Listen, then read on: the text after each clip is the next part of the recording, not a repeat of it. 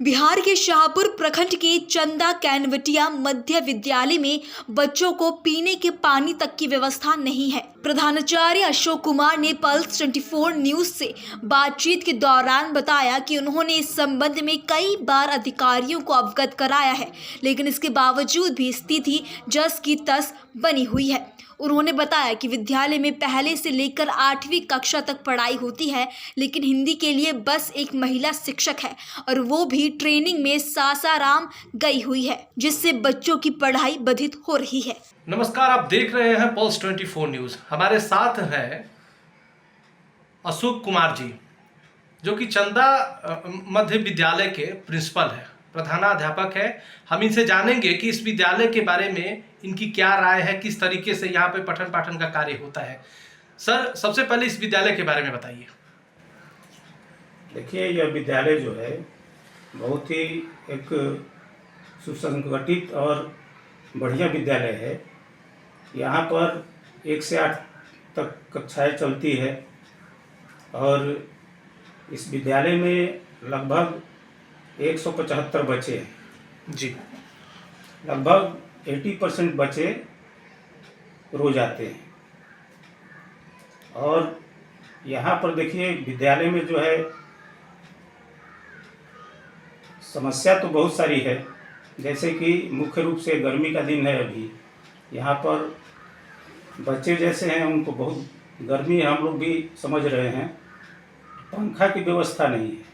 इसके लिए हमने विभाग को कई बार सूचना दिया, लिखित भी हम दिए हैं, लेकिन अभी तक इसका कोई समाधान नहीं निकला है। आपने किस अधिकारी के पास लेटर दिया है इस विद्यालय की जिन चीज़ों की कमी है?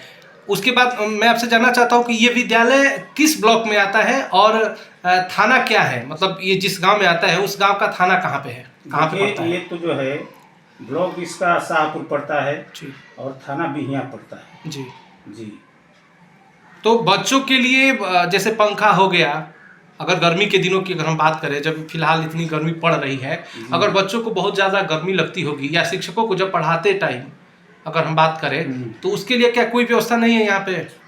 अभी तो देखिए फिलहाल कोई व्यवस्था नहीं, लेकिन विभाग द्वारा आश्वासन दिया गया है कि बहुत जल्द जो है काम जो है इसमें शुरू होगा। आप लेटर लिख के दिए थे? हाँ, विभाग में? विभाग में हम प्रखंड में भी लिख कर दिए हैं और जिला में भी लिख कर दिया गया है। पानी की क्या व्यवस्था है इस विद्यालय में? बच्चों को पीने के लिए पानी की व्यवस्था की बात करें, पानी पीने के लिए देखिए चापाकल नहीं है, जो कि बहुत जरूरी है। हैंडपंप नहीं है? हैंडपंप नहीं है जी। हैंडपंप नहीं होने के कारण मान लीजिए बिजली नहीं रहता है तो उस समय समस्या आती है, इसलिए कि बच्चे जो हैं समरसेबुल नहीं चल पाता है, जिसके कारण बच्चों को पानी पीने में समस्या आती है। तो बच्चे कहाँ पे पानी पीने जाते हैं? बच्चे अगल बगल जो है बाहर जो है विद्यालय के बाहर चापाकल रहता है, वहीं पर जाकर पानी पीते हैं। किसी दूसरे के मतलब दरवाजे या घर पे? हाँ, बाहर में भी रहता है वहाँ पर, तो वहीं पर जाकर बच्चे पानी पीते हैं। लेकिन जब बिजली रहती है तो उस समय कोई समस्या नहीं रहती है। तो बिजली के लिए कहीं अप्लाई किया गया है, कहीं फॉर्म दिया गया है? बिजली विभाग से संपर्क किया गया है? बिजली विभाग देखिए, बिजली तो ऑलरेडी है, यहाँ पर वायरिंग भी हुआ है हर रूम में, कहीं कहीं टूटा फूटा है। इसलिए कि मान लीजिए यहाँ पर तो हम लोग रखवाली करेंगे नहीं, तो टूटा फूटा हुआ है, थोड़ा सा वायरिंग उसको है कराना है, उसके बाद उसमें पंखा लगा देना है, जिससे बच्चों को जो है गर्मी से निजात मिल सके।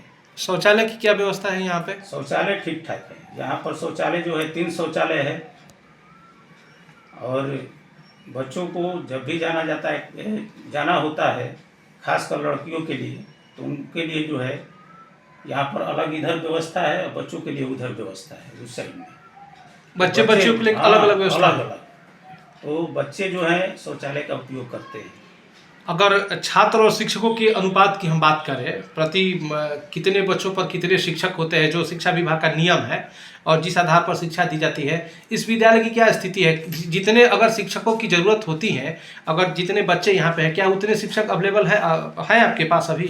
देखिए, शिक्षक तो यहाँ पर अवेलेबल है, जो अनुपात चाहिए 28 और 30 का अनुपात होता है, लेकिन विषयवार जो शिक्षक है 6 to 8 में होने चाहिए। केवल एक मात्र हिंदी के शिक्षक है, तो हिंदी के शिक्षक जो है वो सिर्फ एक ही है। बस, और किसी जैसे कि विज्ञान हो गया, गणित हो गया, उसके बाद संस्कृत हो गया, और उसके बाद आपका सामाजिक विज्ञान हो गया। पहली कक्षा से लेकर 6वीं कक्षा तक का आपका ये जो विद्यालय है, तो इसमें पहली से लेकर 8वीं तक, 8वीं क्लास तक का जी। ये जो मिडिल स्कूल है, जी जी, इसमें हिंदी के जो शिक्षक है वो बस एक ही है जो पहली से हाँ। 8वीं तक के क्लास को वो खुद लेते हैं, एकमात्र शिक्षक है जो। जी नहीं, शिक्षक देखिए 1 to 8 के लिए तो एक ही है, 6 to 8 के लिए एक ही शिक्षक है, लेकिन पढ़ाते टोटल शिक्षक हैं सब विषय। हिंदी मायने- हिंदी के बस एक ही शिक्षक है। हाँ, हिंदी के बस, हिंदी मतलब विषयवार जो शिक्षक की बहाली हुई उसमें मात्र यहाँ पर एक ही शिक्षक है, वो हिंदी की। आपको क्या लगता है कि उससे मैनेज हो जाता है सारा चीज़? मैनेज हो जाता है, हम लोग करते हैं, इसलिए कि यहाँ पर तो हमारे यहाँ 2 शिक्षक जो हैं MSc हैं, जी। तो साइंस पढ़ा लेते हैं, साइंस और मैथ पढ़ा लेते हैं ऊपर क्लास में, और जो भी है और भी सारे टीचर हैं तो अपना चल जाता है। जब तक मान लीजिए विषयवार शिक्षक नहीं आते हैं तब तक हम लोग को चलाना है, मतलब ढंग से चलता है। इस विद्यालय की अगर हम बात करें, यहाँ पे जिस तरीके से पढ़ाई चल रही है, बच्चों को जो शिक्षा दी जा रही है, आपको क्या लगता है कि शिक्षा विभाग पढ़ाई के अलावा जो काम आप लोगों से ले रहा है, तो पढ़ाई पर क्या इसका असर पड़ रहा है? शिक्षकों को इधर से उधर करके, कभी कोई खास ट्रेनिंग, कभी किसी ट्रेनिंग में भेजकर इधर से उधर किया जा रहा है, तो क्या उसका असर बच्चों की पढ़ाई पर भी हो रहा है? बच्चों की पढ़ाई पर देखिए कुछ खास असर नहीं पड़ेगा, क्योंकि 6 दिन का ट्रेनिंग होता है। मान लीजिए एक विद्यालय से 8 शिक्षक है तो एक शिक्षक गए और सारे शिक्षक हैं, तो मैनेज हम लोग कर लेते हैं, बाधित नहीं होता है। और मान लीजिए एक ही बार यदि भेज दिया जाता है तो फिर तो स्कूल बंद करना पड़ता है, लेकिन ऐसा होता नहीं है। एक शिक्षक जाते हैं, ट्रेनिंग करके आते हैं, तो उसके बाद जो है दूसरे शिक्षक को भेजा जाता है।